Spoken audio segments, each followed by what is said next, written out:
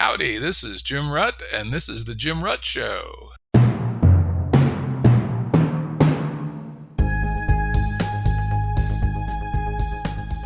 This is a special episode of The Jim Rutt Show. I appear on Peter Limberg's Stoa show, and I ask him some questions, he asks me some questions, and his audience gets involved. Hope you'll enjoy it.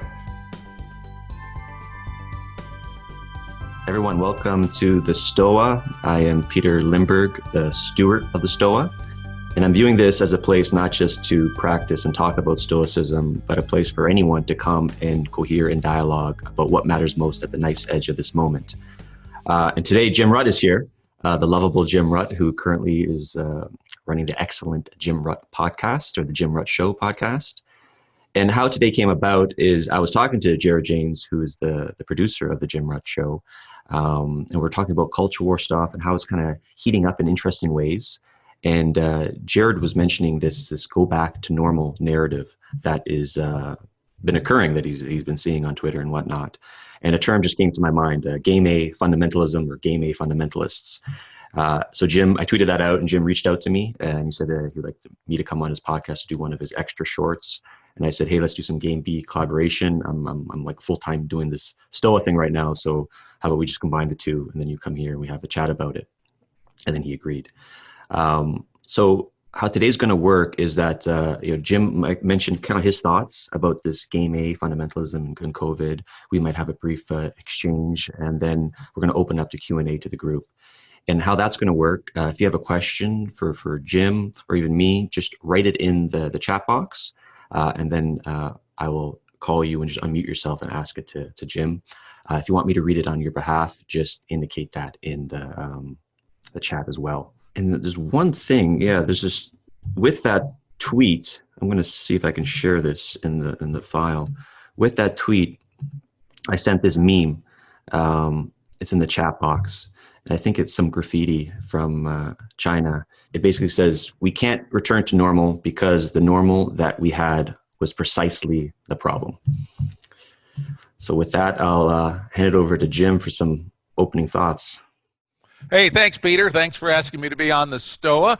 It's been great work that you're doing. As we talked earlier, there's so many people who are physically isolated, particularly those isolated by themselves, for whom these kinds of fora are unbelievably valuable. Myself, I'm very fortunate that I'm with my beloved wife and my daughter and her husband, and four of us are having, frankly, too good a time together up here in the mountains, but I know a lot of people are really struggling.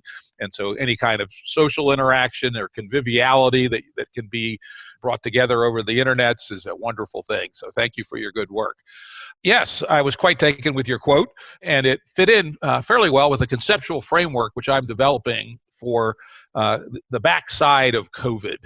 When we think about complex dynamic networks, particularly social networks, we can think about two ways they respond to a probe or a shock.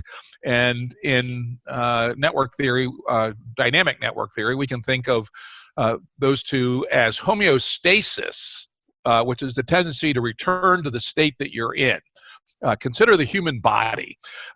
Life itself is, I would argue, and have argued, is measured by its homeostasis, particularly on the at the couple of seconds or minute level of gases, oxygen, CO2, nutrients, toxins that circulate in real time.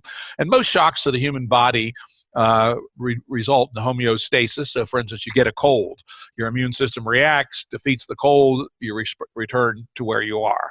On the other hand, a bullet through the heart is a hysteresis event. The cycles break down, the oxygen and CO2 no longer circulate, the toxins and the nutrients, and you transform from being a living organism to a pile of rotten meat. So that's a hysteresis event. And there are things in between. A cold you fully recover from, you get your leg cut off in a farming accident, well, you're not going to grow that one back. That's a hysteresis event, and you will have a very different life trajectory afterwards. Now, we can apply the same thinking to our social economic operating system. And this COVID-19 event is a major shock, certainly the most major shock since World War II, at least in the West. And to what degree will the response be homeostasis, the tendency for the network to reweave itself back together the way it was? And to what degree will it be hysteresis, that is, the tendency to be knocked into a new trajectory that is not predetermined by the gestalt of what we call game A? And when I saw your quote, I said, this is very interesting. Because as we know, Peter has done this extraordinarily interesting piece of work. I don't know, what was it, a year and a half ago, where he delineated the tribes. I mean, I refer people to that document all the time. And it is such an illuminating document. It makes you think about the world in a really, truly different way. It's really a profound and important document. And we'll put a link to that document up on the podcast version of this conversation.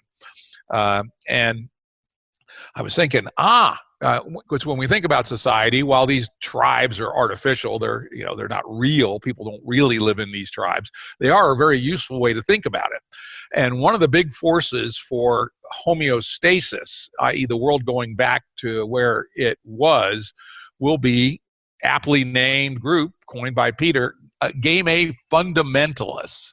I guess I should take a moment here to put my cards on the table. I've been working along with a number of other people, large number of other people, on something called Game B since 2013, where we are attempting to craft an alternative narrative, an alternative socioeconomic political operating system that is not Game A, that is designed to help people live a life of self-actualization that's based on radical transparency, self-organization, decentralization, network centricity, and long-term metastability, unlike our Game A world, which we'd argue is headed towards the cliff sometime this century if we don't change.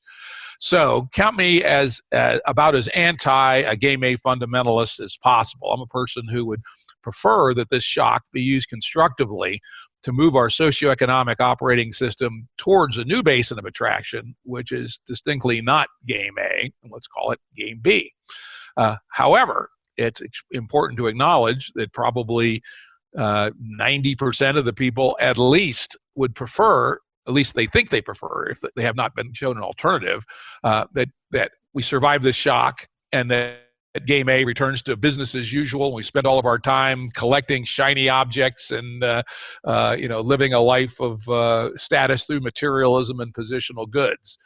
So I think it's very, very useful to make explicit this concept of Game A fundamentalists. And at least for my purposes, and I would encourage other people who think like we do, the Game B people, to think about how do we help convert Game A fundamentalists to Game B radicals. So those are my reactions to Peter's provocative coining. So here's what's coming to mind. So I think I have a decent sensitivity to the narratives that are at play, kind of like the ideologies or the philosophies in the wild, not in the textbooks, but are like happening on the Twitter, on the internet and stuff like that. And also kind of leaning into the emotions and the states surrounding those narratives and fueling them. And I think when I like that distinction you made of the homeostasis versus the hysteresis, it's almost like two narratives are emerging from this kind of like uncertain liminal space that we're in. It's like team homeostasis and team hysteresis. And I haven't been tracking the last couple of days, but I'm curious if you're seeing these teams kind of like come to head. Truthfully, I haven't seen shit the last couple of days. As I mentioned, I take a 2-day internet sabbatical over the weekend. Right. And I'm going to recommend that as a unbelievably powerful practice. I used to do it, been doing it for a year and a half. But then probably starting in early February, I've been wallowing in this stuff on the internet. And truthfully, if I look at the incidence of cases in Bangladesh, what the hell can I do about it? What does it tell me? Not much, but I sure have wasted a lot of time on it. But prior to that, I can look back and say the people in the Game B world and in the broader, what we call the big change movement, the people, regenerative ecology, the world in crisis people, they all see this as a real opportunity, right? Both a tragedy and an opportunity. However, what I would say, the average person who follows their nose through life which is most people are fervently hoping that this is just a blip and that life goes back to normal. I'm curious, the closing thought that you had about how do we come into dialogue with the game B fundamentalists or the people that are being influenced by them. Do you have any thoughts about how we might be able to do that?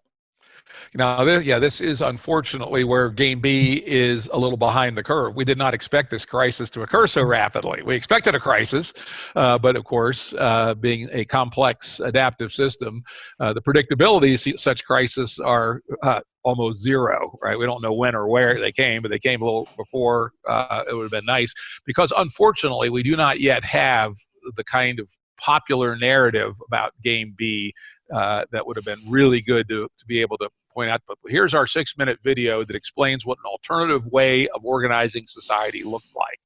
So the best we can do is kind of freelance it. And so unfortunately, probably we can't right now use this as the transition event, right? But what we can do is grow the cadre, find people who are proximate, who are not Game A fundamentalists. And I think that's the distinction, that there are Game A fundamentalists who are not reachable right now. But there are other people who are following Game A through inertia. And this is an opportunity to point out that this is just another manifestation of how broken Game A is, right? If, you know, a society organized in the Game B way so that things are modular and localized would have been very easy to stop this, right? If a hotspot occurs in a Game B world, we would say, all right, shut down module New Rochelle, right? And New Rochelle had been evolved to be very self-sufficient, had stockpiled plenty of material and food to get by for 6 months, and it would have been no great hardship to just snip the connections to New Rochelle and internalize it.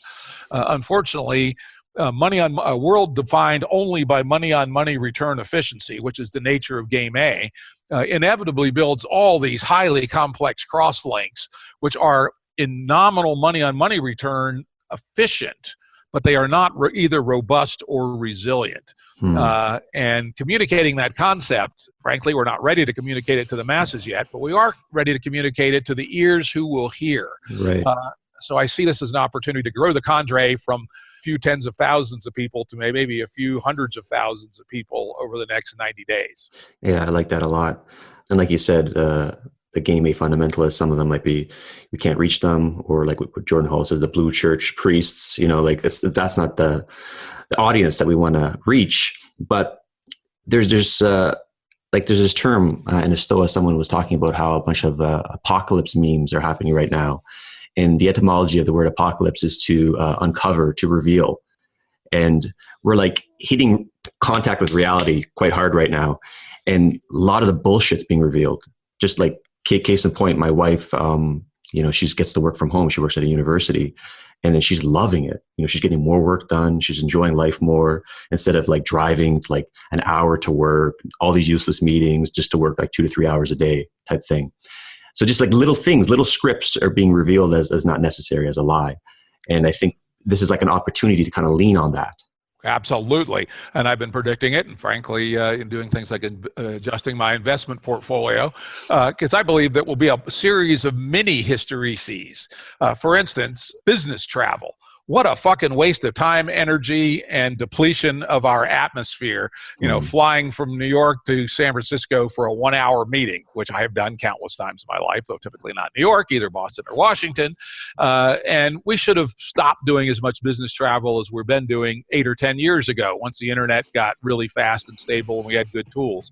Now that everybody is using Zoom or Skype or WebEx or what have you, they're going, what the hell were we doing? Zipping around the country. Right? How annoying is it to go from, a horrible airport to a beige hotel to a Uber to a generic conference room and back, spend 36 hours and $3,000? Fuck that shit, right?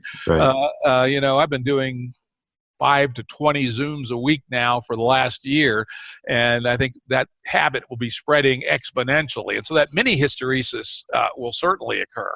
The other thing, which as I was thinking about this morning, I wish I'd said it earlier, but I'll say it now, which is this uncovering. I love that. I did not know that was the root of apocalypse. But think about the fact that we are having ourselves personally evolved by the shock. And the analogy I came up with, it may or may not be true, but it seems true, so what the hell, right? Think of the 60s, which really started rolling in about 1965, slowly, then exponentially by 67, then went crazy into the early 70s.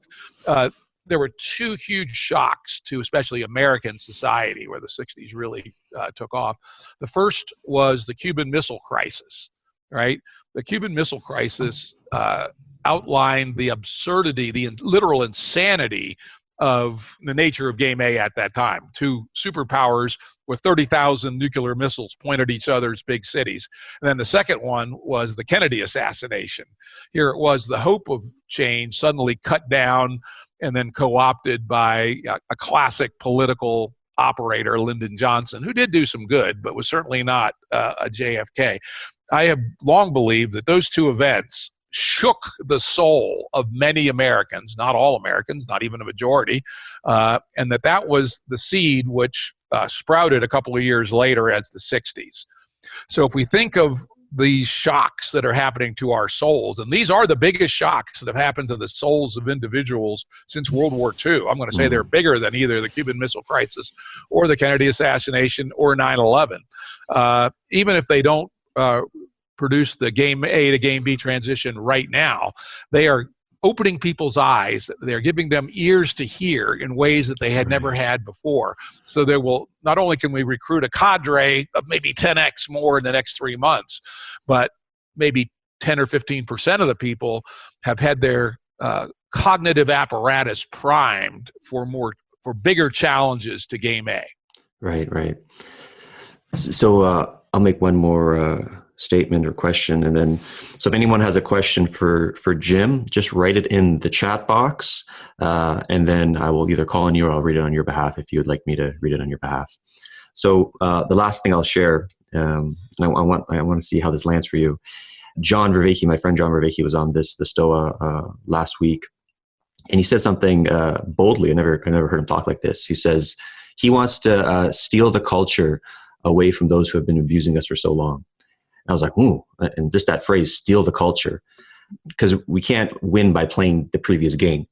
You know, and that Joe Montana quote comes to mind. If you ain't cheating, you ain't trying, right?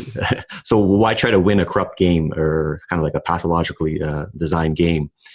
So I'm curious, how does that phrase land for you, steal the culture? I absolutely love it, right?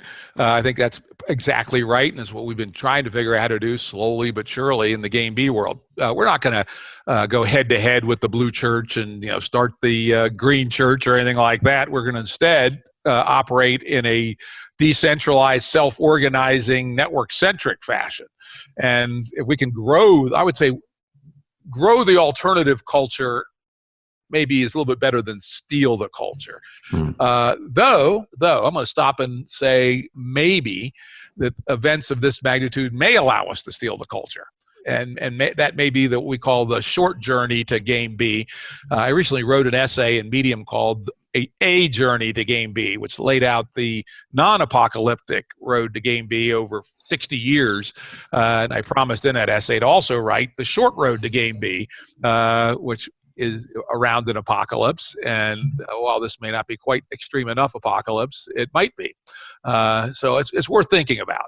But I would say growing the alternative to the culture may be a little bit more accurate, but the end result is the same, that the trajectory, the world line of culture has to move to a new basin of attraction. Right. Okay, so Greg Walsh, you have a question. Would you like to go off mute and ask it to Jim?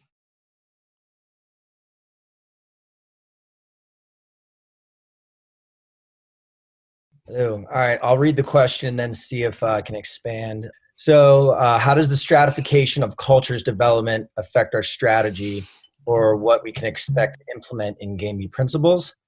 And then so must the culture have at least sort of their center of gravity in a modern framework?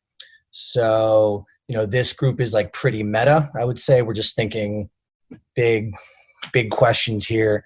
But so, I mean, for us to sort of pass through into Game B, we have to be in this place as opposed to people who are just trying to keep the lights on and feed themselves, maybe in like third world countries.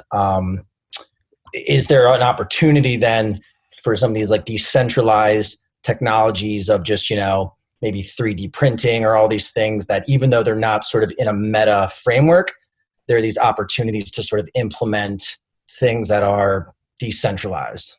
So Absolutely. And I would say that it would probably have been a fool's errand to try to build Game B in 1935, or 1955 at the high water, probably 1955 was the high water mark of centralized commodity mass production.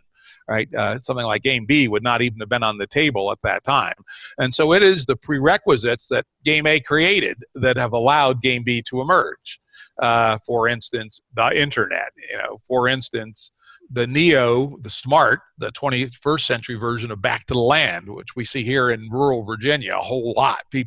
Young people in particular, building quite innovative and very capable local agriculture. Unlike the fairly hilarious hippie attempts in the 1970s, which were almost all incompetent and almost all went bust, these are much more well thought out because there's a much stronger learning curve that's occurred. So the prerequisites are absolutely important. And as you mentioned, an important one will be decentralized energy. That will change a lot of thinking when you're no longer dependent fully on the grid. You may use the grid as a backup, and there's some important sort of mathematical and network topology reasons why you still want a grid. But if you have, say 50% of your electricity, which is enough to get by in a crisis, created locally, that changes a whole lot of things. Does that answer your question? Yeah, sure. And then I guess, so we have to pass through that then. So again, and then another, I guess, somewhat your answer is that, what other opportunities do we see then for cultures who haven't even passed through that? Again, I keep thinking of like third world countries that haven't even passed through that yet. Well, in some ways they have some advantages, right? For instance, even not exactly third world countries, like even Japan, which had relatively rudimentary wireline telephony, they just leapt over all that in the 90s and went directly to cell technology. I have a good friend, Thor Muller, who was actually one of the co-founders of Game B, who has been very active with his company in selling totally localized sort of hut level solar energy in East Africa. For instance, they may not build out a national grid in East Africa. And so they can follow with these prerequisites and stitch together their own appropriate society. Right. Okay. Beautiful. Cool. So Amy has a question, and she actually might have a better coinage than Game A fundamentalist. And she said Game A reactionaries. I like that. So Amy, would you like to go off mute and ask your question to Jim? Sure. Hi, everyone. Hi, Jim. So basically, I was wondering if Game B is just kind of a natural evolution that will be occurring from Game A. So instead of seeing Game B as a reaction to Game A, it's more like an evolution, and the people that are involved in Game B now are sort of more early adopters than Game A reactionaries. Does that make sense? It makes perfect sense, and it's almost exactly how we've long thought about it. The original Game B team included two evolutionary scientists, Eric Weinstein and John Wilkins. And so evolutionary thinking was fundamental to the ethos of Game B.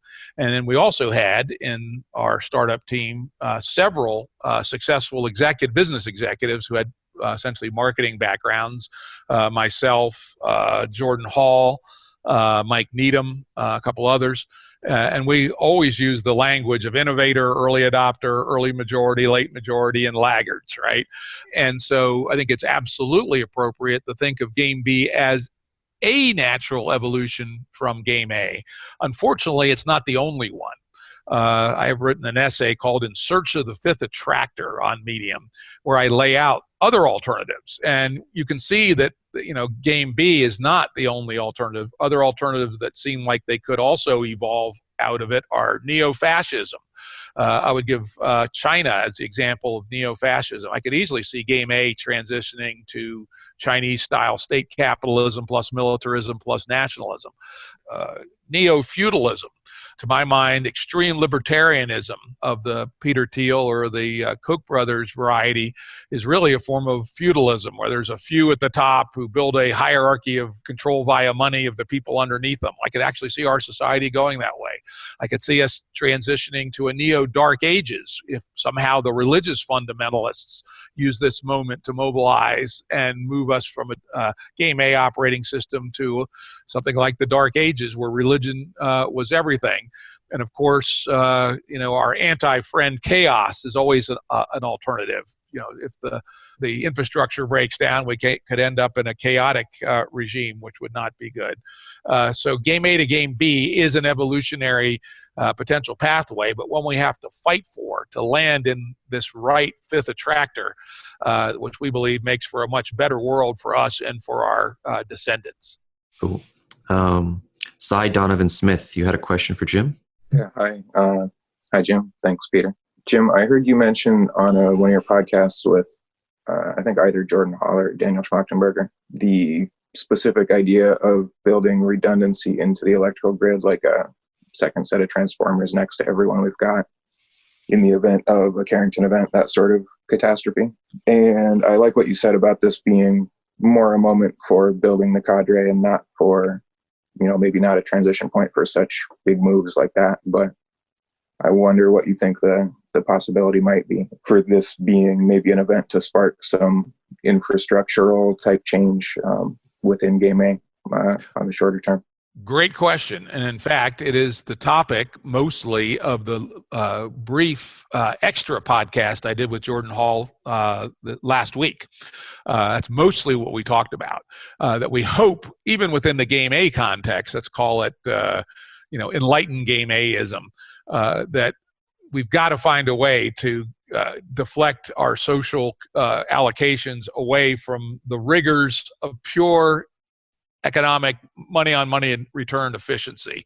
And investing in the Carrington event is a perfect example. For those who don't know, there was a major solar flare, was it 1857, something like that, during the era before electricity was at all a thing, but the telegraph was a thing. And the solar flare basically hit the telegraph lines and telegraph lines worked as antennas, which concentrated the solar flare and produced fires and actually killed a couple telegraph operators. It's now thought that if we had a solar flare of that intensity today, it would utterly destroy the grid, or at least it would destroy enough of the key components that it could be a year or two before the grid came up. And I should add, the astronomers believe a Carrington event solar flare hitting the Earth is about a 1 in 500 chance. So essentially 0.2% per year. And that's a big fucking percent, right? If someone were to say we had a 0.2% per year of having a nuclear war, we'd be shitting ourselves pretty much, right? Though I will say that's how we thought of it in 1962 during the Cuban Missile Crisis. Probably thought it was more like 5% a year. But it's insane that we have not taken the relatively inexpensive preparatory events to be able to recover much more rapidly from a Carrington event. For instance, storing replacements for the transformers in caves. You don't want them sitting right next to the other transformers. You want them in places where they won't be hit by the solar flare. Further, having physical breaks in the wiring that can be literally 10 foot of wire taken out in many places. Because the nice thing about a solar flare, you have 2 or 3 days warning, which is an unusual kind of event. So yeah, absolutely. I hope that this priming, and we think of the cognitive science concept of priming. You see one thing, and then you see other things that fit the same pattern. So, especially in the United States and in much of Western Europe, we were grossly underinvested. Why didn't we have stockpiles of ventilators? Why didn't we have stockpiles of N95 and N99 masks? Very inexpensive hedge for what everybody knew was going to happen. These virus pandemics have been happening about every 8 to 10 years for several years, and anyone who studies statistical variation knows that sooner or later a strong one was going to hit, and this is by no means the strongest one that could have hit. So hopefully this is a gigantic wake-up lesson that will help us prepare not only for pandemics, but for other exogenous events, such as solar flares, EMPs by terrorists, cyber attacks on our financial and communications infrastructure, etc. So excellent question. Thank you. Okay, we have a lot of good questions. We might not get to all of them, and I'm not reading them out in order, so I'm using my discernment here. But let's go next with Benjamin. Thanks, Peter, and hi, Jim. I'd like to ask a question from my own personal place. I'm a student in Teachers College right now, and I can't speak for all Teachers Colleges, but I can say it is very much like a Game A world where there's a lot of busy work, a lot of work that is really unnecessary to make good teachers, and they're holding on to me and my friends in other colleges also. I'm in Israel, by the way, pretty tightly and giving us a lot of work to do now. And as this is in some ways a shake-up period between Game A and Game B, I want to know, kind of going off of what John Vervaeke said about stealing the culture, and he said kind of growing the culture, is this a time to rebel in a certain sense, where people who are kind of in this place where they can afford somewhat sacrificing parts of Game A and getting good grades or whatever it would be in order to throw themselves at things like end coronavirus or other projects that are much more Game B oriented? Or do you think that that would be a mistake by going too early, and really part of developing Game B requires people on top of Game A kind of, and climbing up that ladder would be a better long-term investment? That's a damn good question, to tell you the truth. Let me think about that a second before I answer. Okay, here's the answer, and it's probably not a surprise. It depends. If you have a obvious move to a Game B alternative, say for instance to build a Game B venture. One of the things I talk about in A Journey to Game B is the idea of Game B ventures. And we would expect them to be operated as co-ops or community owned or funded in non-predatory financial means, such as good enough rate of return, right? If you have such a thing, either proximal to you or that you could create. And in Israel, you have the very interesting example of kibbutz, which while has its issues, also has some great learnings on how to have I would say, a Game B proximate style of business. If you have an alternative, take it, but don't cut your own throat. I think we don't want Game B people who are getting ready for Game B to bail from their Game A signatures too early. So don't be a fool, be wise, be thinking about creating a Game B alternative. I will say, my business career was mostly being an entrepreneur and helping entrepreneurs. And when people came to me with a business plan, one of the first things I'd say, how long have you been working on this, right? And if the answer was 2 weeks, I'd say, why don't you go back and do some more work? I seldom found a good business idea that didn't take 9 months of study and research and development before it was ready to launch, about the same time as it takes to grow a baby. Move when you have a place to move to, but don't cut your throat in the interim. And be thinking about the move. Be organizing with people to create the move that you want to make. Does that answer your question? Well, yeah, I mean, the best that you could, right? Because it depends. It depends, right? But thank you for those trains of thoughts. Yeah, that's definitely helps a lot. Thank you very much. Thanks for the question. All right, Drew Buckmiller. I was just wondering, so a lot of the talk about Game B is about, allowing people to go for the projects that are not necessarily, the money on money returns. And I'm wondering, long term, a universal basic income makes a lot of sense. But I'm wondering, in a transitionary period, and I'm recalling the talk that the neurohacker founders did called the transition, and the 3 groups of, stopping immediate bad things from happening, an interface transitionary period that can interact with Game A, and then a future Game B. If in that transitionary period, is there a role for people who have been successful in Game A to fund a basic income for some people? It wouldn't be a universal basic income, but a basic income for people who maybe are in a position to really contribute to a future that they wouldn't otherwise be able to if they had to work to survive. Will certainly be part of it, and is already part of it to a very small degree. There are people who are working a little bit on the background of Game B who have been funded by some of the Game A successful people. On the other hand, even unless they're Bill Gates level, the amount they could realistically fund is relatively small. So game B has to be smart at parasitizing game A. We can catalyze with a little bit of founder money, if you want to call it that. But game B can't be a bunch of hippies living in mud huts, right? Game B has to be able to create value to sell back to game A. And it's at least our operating hypothesis. And again, I'd point you to my long essay, A Journey to Game B on Medium, which lays this out in some detail. It is our working hypothesis that a group of people operating in honesty and good faith, with high coherence, with high sovereignty, not only ought to build a better society and a place that we'd be proud to live in, but ought to be able to compete the hell out of game A in its own game. And from the very beginning, in fact, Jordan Hall's very original concept of game A in January 2013 was that this new way of being would not only be a better way of being, but could actively parasitize game A. So the idea of game B ventures is absolutely critical to this. And this is where some founder money could be useful in the same way that seed capital is useful in the game A world. So if we could, and I should add, one of the projects that we're actively working on in game B is to set up an extended crowdfunding platform so that people of all levels of capital accumulation can invest either on a donation basis or in a non-exploitive finance basis in these early game B ventures. However, if they're going to scale, the game B ventures have to be able to win in game A terms, which is seems like a contradiction, right? How do you beat game A by playing the game of honesty and good faith? But I say their answer to that is by having higher coherence, higher sovereignty, self-organization, and network centricity built deeply into your DNA. That's really good. Nicholas, you had a similar question. Do you want to piggyback on what was just said?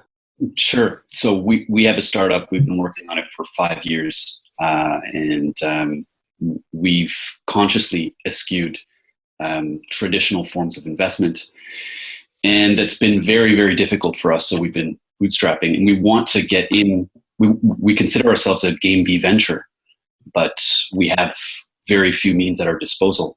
So we've considered crowdfunding and are at a loss as to where to go in order to tap into the supposed impact game B investor network, if there is one at that. Yeah, that's, a lot of people are in the same place you are, frankly, because today there is no such mechanism, as you have discovered, right? Once in a while, you find a good-hearted person who is in your extended social network and they help you out, but there's no way to make your project visible to a lot of people, nor is there a trusted intermediary to aggregate the funds. And we believe that is one of the earliest things that Game B needs, and in fact, it is my number one Game B project, that and a honorable and Game B gig economy platform. Those are my two short-term goals. If we could have a gig economy platform that was owned by the talent, and if we could have a quite sophisticated crowdfunding that went everywhere from donations to the equivalent of securities on a non-rapacious financial basis. And we had, social reputation networks around those to vet both ventures and employees. I think we'd have three of the most important things necessary to do what you're saying. But unfortunately, they don't exist today, but they're very high on my list of priorities and on other people's list of priorities to get done. Thank you. That answers me. And by the way, if you'd like, I'd be happy to chat with you on a video conference to give you whatever thoughts I have that may or may not help. But you'll get it'll be worth every penny you pay for it, which it'll be free. I would love that. Thanks. Dino, you had a question for Jim? Hi, Jim. Hey, everyone. Yeah, this is a little bit metaphysical maybe, but I was listening a lot to your show, a lot from Daniel and Jordan. And there's a lot of framing around how we make better sense of plan A to then step into plan B, and a little bit around the framework and maybe logical steps we can take to action it. And then I got listening to Nora Bateson and a more feminine approach to it. And she was basically saying we can't really make a logical step-to-step framework for plan B, but more so meet complexity with complexity. And even though that's very metaphysical, I thought what is your thoughts around that? Because I'm seeing a lot of masculine, a lot of men in this space, but these are complex times, and I noticed the intuition of a woman and translating that into a maybe actionable process is important. I was just wondering your thoughts around that. Okay, thank you for the question. If you've listened to my show, you know that one of my famous statements is, when I hear the word metaphysics, I reach for my pistol. Here's my pistol, right? But nonetheless, your question is not a metaphysical one, so I will entertain it. It was actually a core question, and one that I think most Game B people agree with. Complexity science has informed Game B from the beginning. In fact, the very root of what became the Emancipation Party, which, by the way, the website still exists, if not the party, emancipationparty.org. You can read the work that we did in 2012. Originally, Jordan Hall and I met after a Santa Fe Institute board meeting. We were both on the board of trustees. We had a meeting in 2008, and we talked for like 6 hours. And we were like, holy shit, here's the other person that sees the world like we do. I talk about it perhaps more than Jordan. We both do. Complexity is deep, deep, deep in the Game A toolkit. And we strongly believe that the unfair advantage Game B will have against Game A is more doesn't understand complexity. What it understands is complicated, right?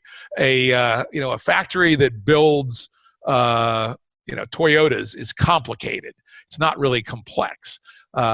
It's more complex. It's more complex than a General Motors factory from 1975, but it is not truly complex. And so we believe that understanding the complicated in the context of the complex is going to be an important Game B advantage and allow us over time to literally outcompete Game A. And by the way, I did an episode with Nora on my podcast, and I truly respect her as a thinker, and she is one of the important thinkers in the Game B movement.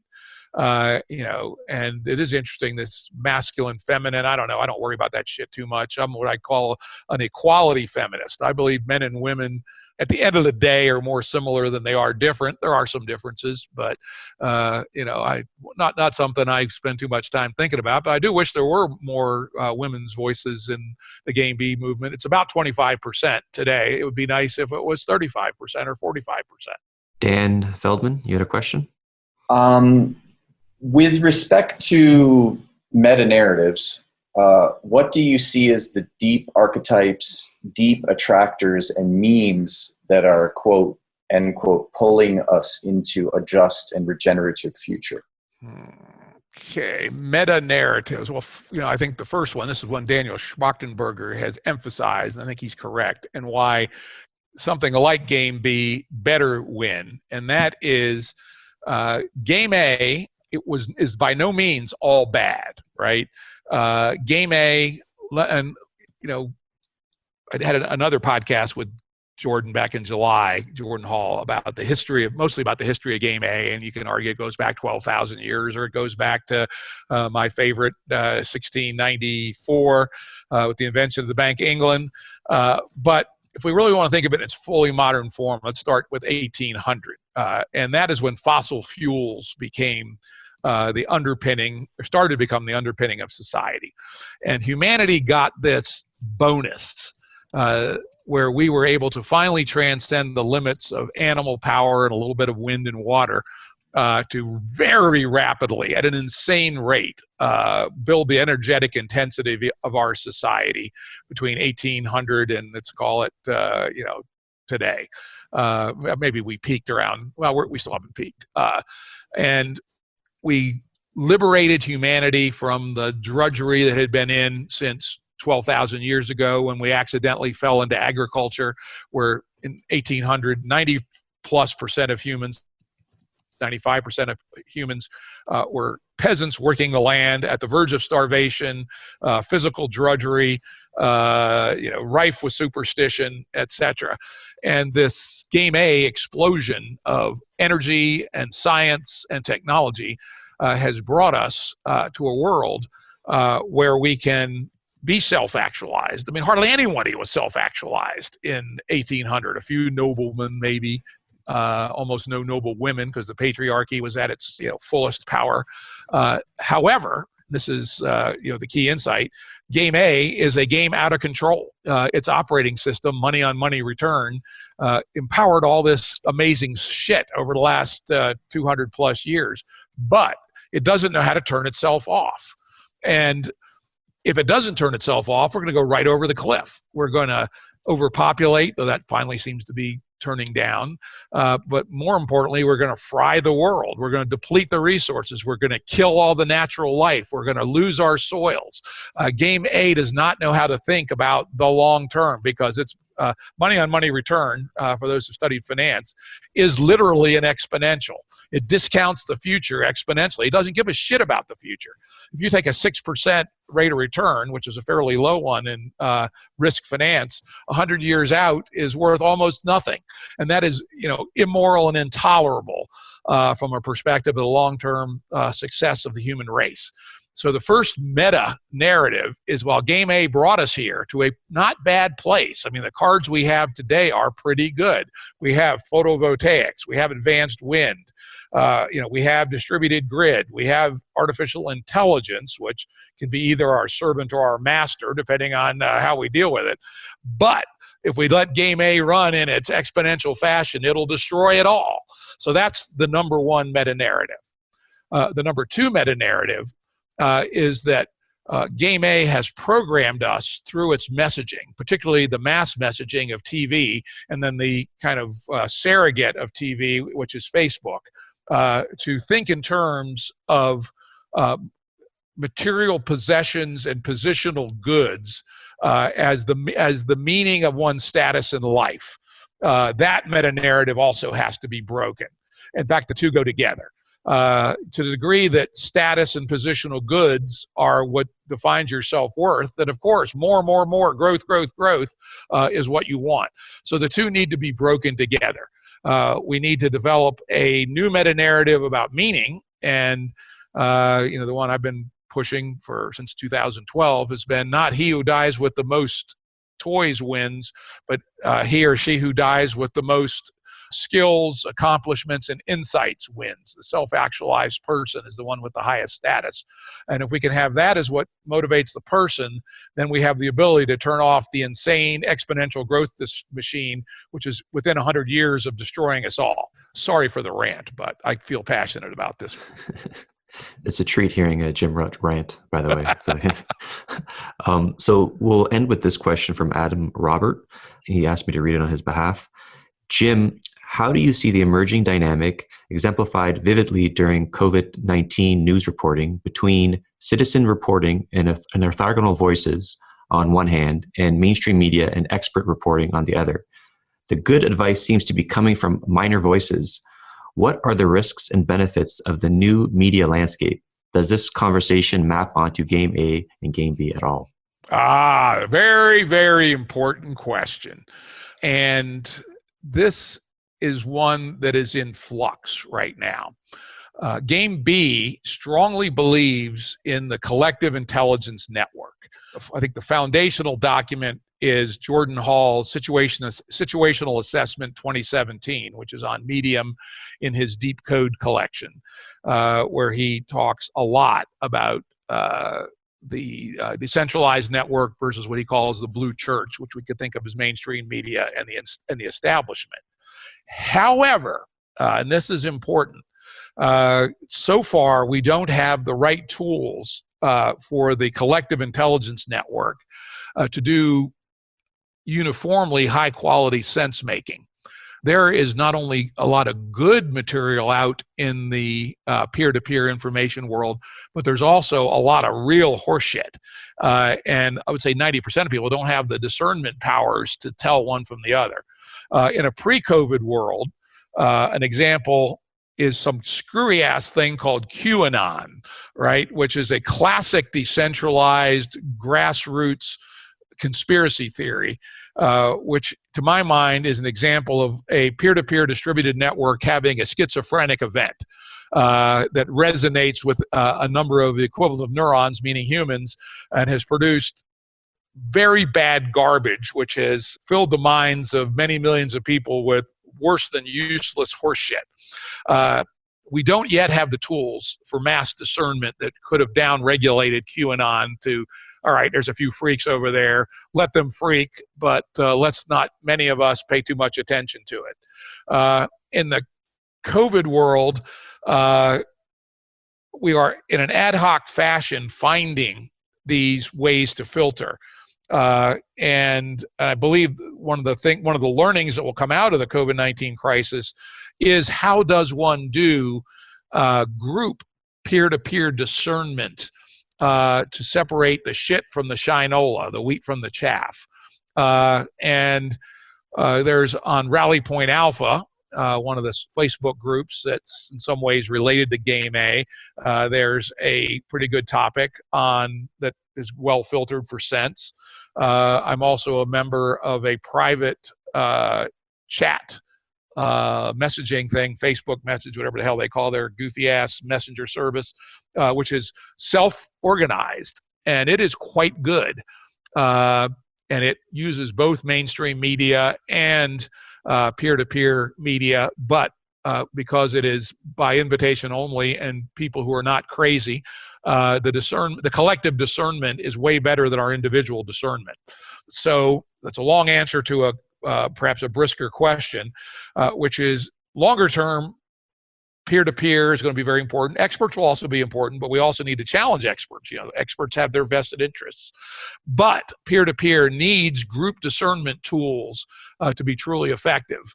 And we are developing them in an ad hoc fashion in this crisis. And I would strongly encourage people who want to make sense to not listen to the infinite chatter. It's just too much noise. It's too hard to turn signal to noise, but to self-organize into groups of people who, groups I'd say no more than a 1,000 maybe at the most, of high quality people who can use group discernment to figure out what makes sense from the peer-to-peer world, what makes sense from the experts, and to synthesize a view for action.